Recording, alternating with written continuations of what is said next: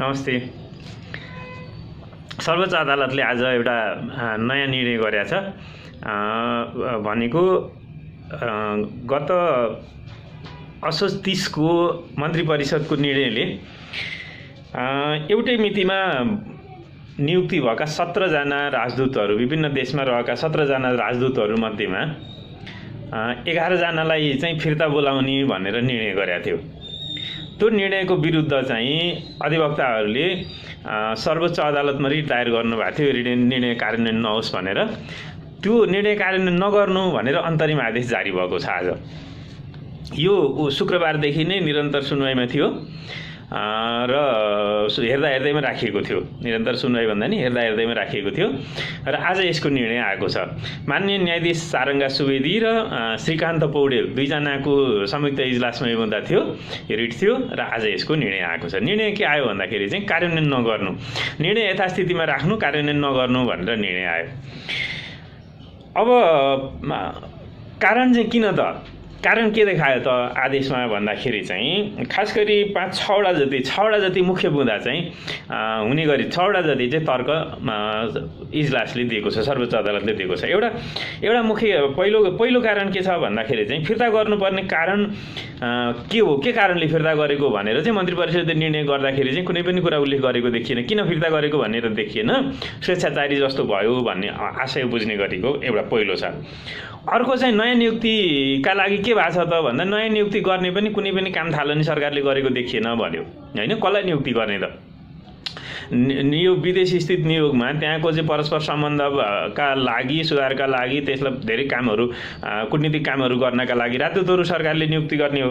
त्यसकोमा केही पनि गरेको देखिएन भन्यो। निर्वाचनका लागि चाहिँ तोकिएको 6 महिना समयावधि तोकिएर गठन भएको सरकार हो।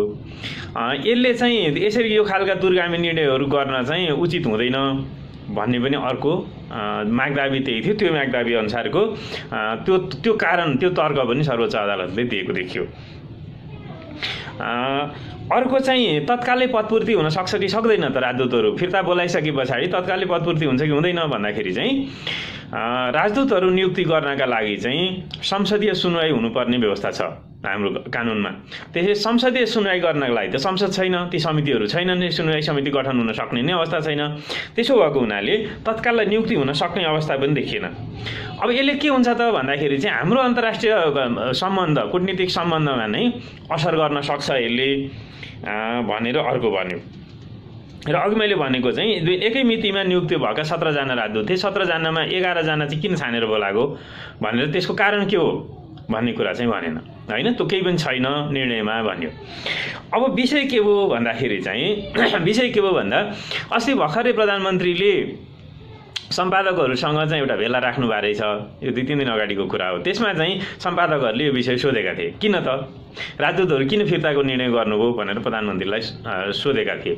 सोद्धाखेरि उहाँले दिनुभएको जवाफ के रहेछ न्युजहरूमा आएअनुसार के छ भन्दाखेरि चाहिँ होइन, यो केही राजदूतहरूले त यो सरकार लामो समय जाने सरकार होइन भने सरकार विरुद्ध बोले यिनीहरू, त्यही भएर हामीले बोलाइदिउँ भनेर उहाँले एकदम दम्बका साथ भनिदिनु भयो हैन। यो चिजहरू पनि बाहिर चाहिँ आएको थियो। त्यसैले स्वेच्छाचारी निर्णय गर्नबाट चाहिँ अदालतले सरकारलाई रोक्यो हैन। अब तपाईँलाई लाग्छ होला प्रधान न्यायाधीश भइसकेको मान्छेलाई हैन गर्ने चाहिँ को न्यायाधीश हुने, को जसले न्यायाधीश हुन् भन्ने लाग्छ होला हैन।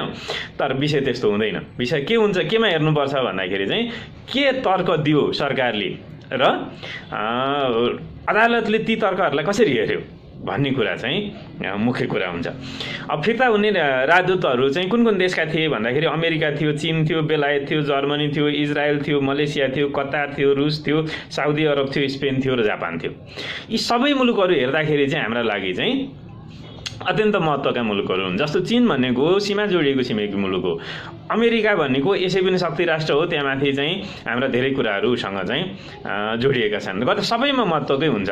अरू अन्य देशहरू, हाम्रा कामदारहरू अत्याधिक रूपमा चाहिँ जाने, नेपालीहरू धेरै भएका ठाउँहरू छन्। इजरायल जस्तो संवेदनशील देशमा हैन विवादमा राजदूत हुँदा त त्यहाँ चाहिँ कतिपय कुराहरू सुल्झिन नसकेको विषय छ हैन। यस्तो खालको छ। त्यही भएको हुनाले चाहिँ सर्वोच्च अदालतले यसलाई के गरिदियो, त्यो निर्णय यथास्थितिमा राख्नु, कार्यान्वयन नगर्नु होइन, त्यो राजदूत फिर्ता गर्ने निर्णय जे थियो त्यो कार्यान्वयन नगर्नु, यथास्थितिमा राख्नु भनेर अन्तरिम आदेश जारी गरिदियो। भनेपछि अब के हुन्छ त भन्दा तत्कालै राजदूतहरू फिर्ता हुँदैनन्, होइन, हुनु पर्दैन। सरकारले के भनेको थियो, असोज 30मा निर्णय गर्दाखेरि नै 20 कार्तिकसम्ममा फर्किसक्नु भन्ने आदेश गरेको थियो।